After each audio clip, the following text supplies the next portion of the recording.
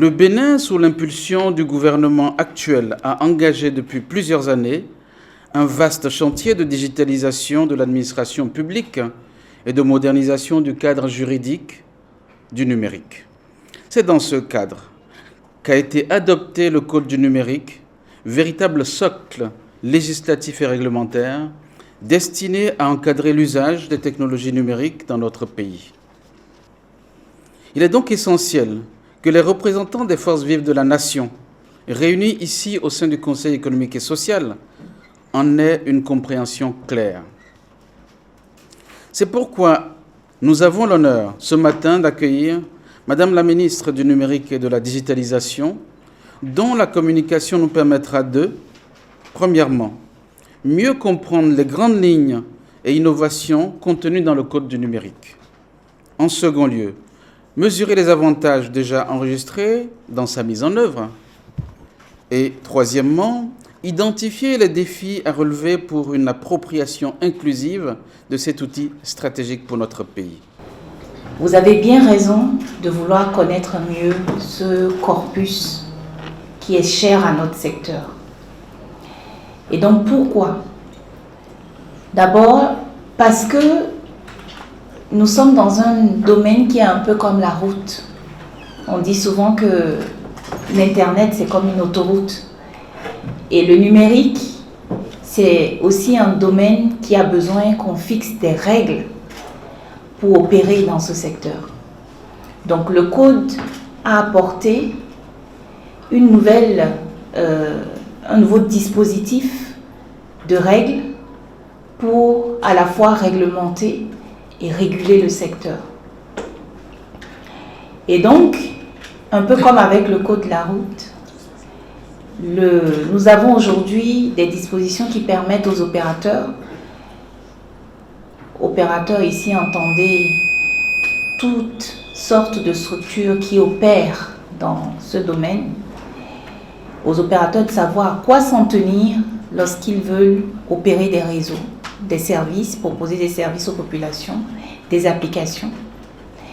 Aussi, qu'on puisse avoir dans cette nouvelle ère d'explosion de tout type de services, Internet, réseaux sociaux, etc., les règles ou les nouvelles règles qui n'existaient pas avant et qu'il faut pourtant mettre en place si nous ne voulons pas d'une cacophonie dans les usages numériques.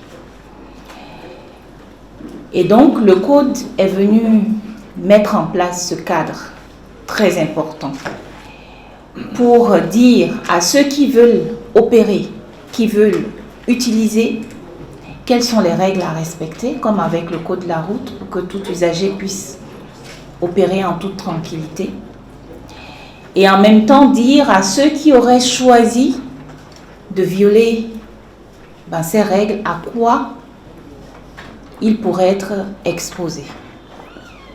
Donc c'est la première chose ou le premier bénéfice qu'on peut retenir de ce code.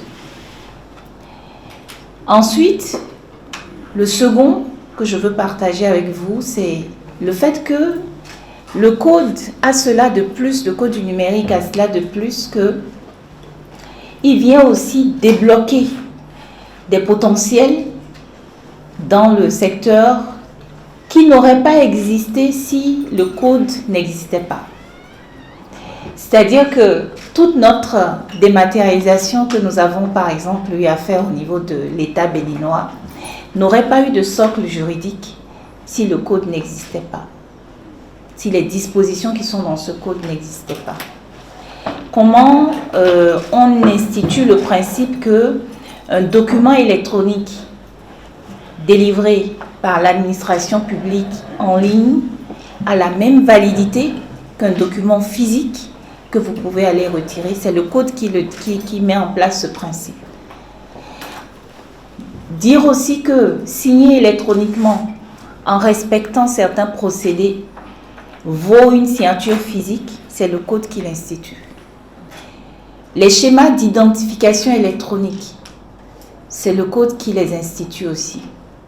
Donc le code est venu créer des opportunités pour qu'on puisse faire éclore ce qu'on appelle l'économie numérique, qui est en fait l'ensemble, je vais dire, de toutes les activités économiques rendues possibles ou transformées ou dynamisées par les technologies. Et c'est pour ça qu'on voit les deux grandes catégories d'activités, justement, des activités qui sont inhérentes au secteur.